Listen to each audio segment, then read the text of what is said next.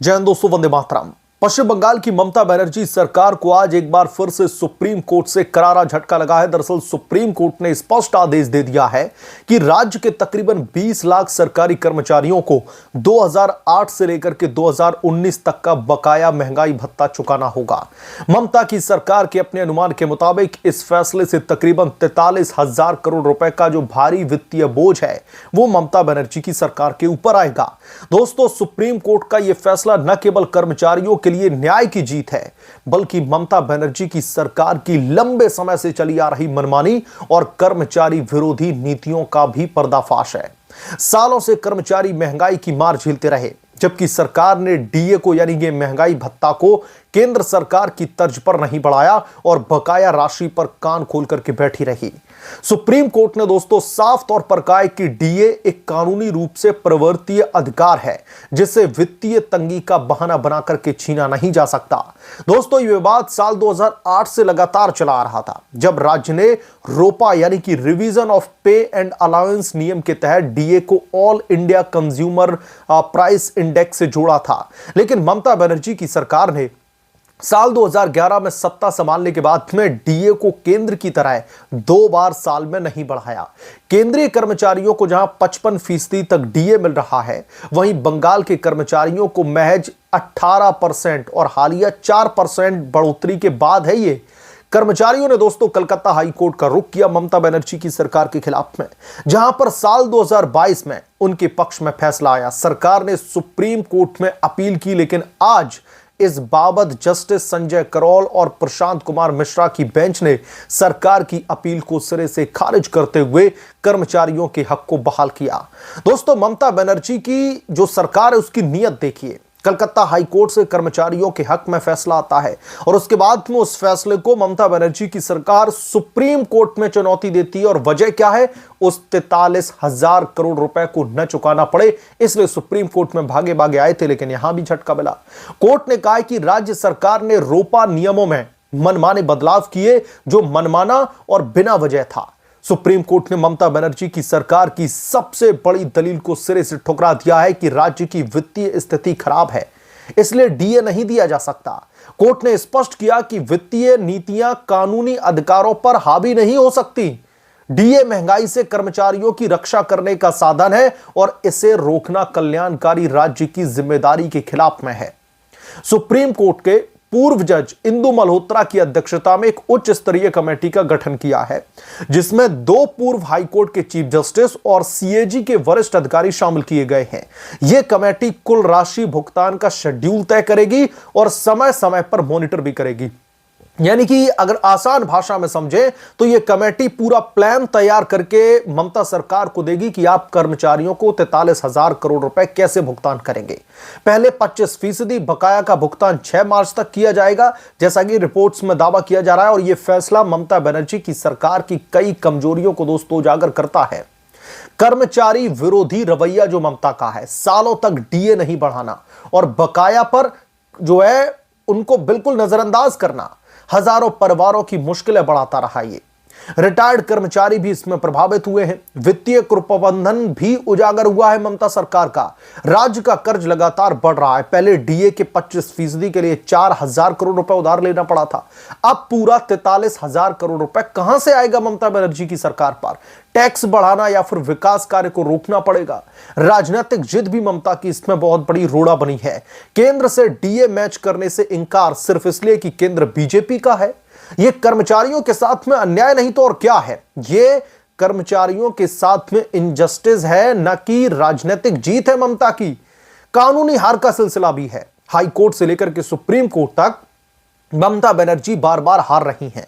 BJP ने फैसले का स्वागत किया और कहा कि सुप्रीम कोर्ट ने ममता बनर्जी की गलत नीति को गलत ठहराया। यह फैसला ममता बनर्जी की सरकार के लिए न सिर्फ वित्तीय बल्कि राजनीतिक झटका भी है।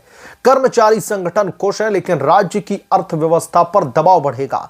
अगर सरकार समय पर भुगतान नहीं करती है तो और भी कानूनी कार्रवाई की जा सकती है ममता बनर्जी की सरकार पर। ममता सरकार को दोस्तों अब जवाब देना होगा, कर्मचारियों के अधिकारों की अनदेखी आपकी तरफ से क्यों की गई, महंगाई से जूझते परिवारों को क्यों ठेंगा दिखाया गया, और अब यह भारी भरकम राशि कहां से लाई जाएगी, ममता बनर्जी की सरकार क्या सुप्रीम कोर्ट को यह बताएगी। सुप्रीम कोर्ट ने साफ कर दिया है कि कोई भी सरकार कानून से ऊपर नहीं है। यह फैसला न केवल न्याय है बल्कि ममता बनर्जी की सरकार की जवाबदेही का भी एक तरीके से सबक है। और अब सुप्रीम कोर्ट ने साफ साफ अल्टीमेटम दिया है कि आप इन बहानों से बच नहीं सकते। जैसा कि ममता बनर्जी ने कलकत्ता हाई कोर्ट के फैसले को सुप्रीम कोर्ट में चुनौती दी और सुप्रीम कोर्ट में चुनौती देते हुए कहा कि साहब हम ये 43,000 करोड़ रुपए खर्च नहीं कर सकते, हम ये नहीं दे सकते, हम इसका बोझ नहीं उठा सकते। तो सुप्रीम कोर्ट ने कहा कि क्यों नहीं उठा सकते, तो बताने लगे कि ऑलरेडी राज्य के ऊपर दुनिया भर का कर्ज है और हम ये 43,000 करोड़ रुपए कहां से अरेंज करेंगे, हम कहां से इनको पे करेंगे। तो सीधे सीधे सुप्रीम कोर्ट ने फटकार लगाई है कि इन कर्मचारियों के साथ में हम अन्याय नहीं होने देंगे। ये आपकी जिम्मेदारी है बतौर राज्य कि आप तमाम कर्मचारियों को जो है ये पैसा पे करें और समय भी निर्धारित किया जाएगा बाकायदा।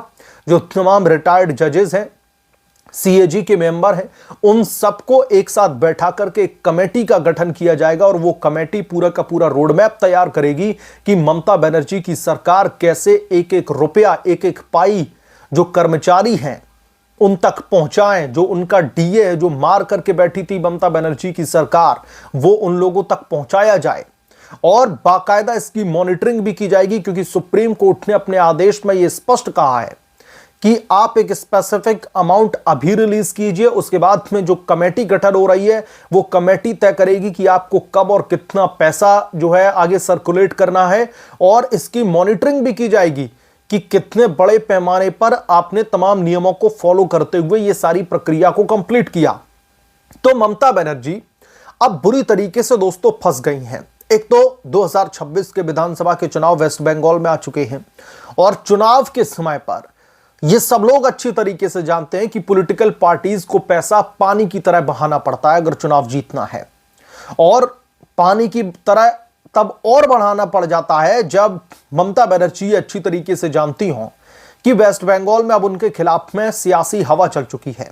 क्योंकि ममता सरकार ने इतने सालों तक जो जनता को काम के नाम पर, विकास के नाम पर जो ठेंगा दिखाया है, जो केंद्रीय योजनाएं हैं उनका लाभ नहीं उठाने दिया।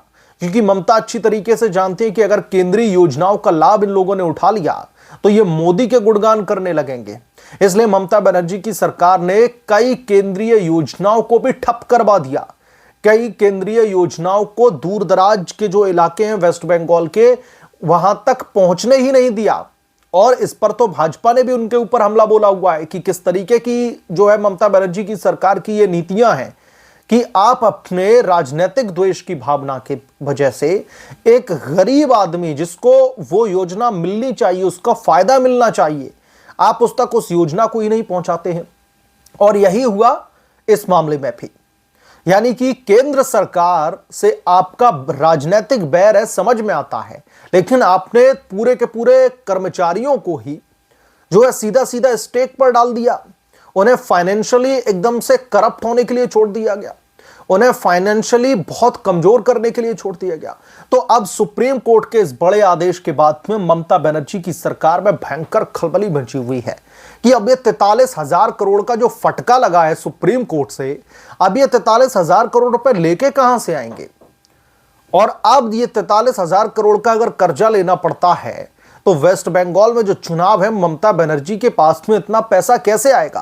तो ममता बनर्जी राजनीतिक तौर पर भी और वित्तीय तौर पर भी अब चौतरफा घिरती दिख रही हैं। बहरहाल आप क्या सोचते हैं इसके बारे में, आपकी क्या राय है, हमें कमेंट करके जरूर बताएं।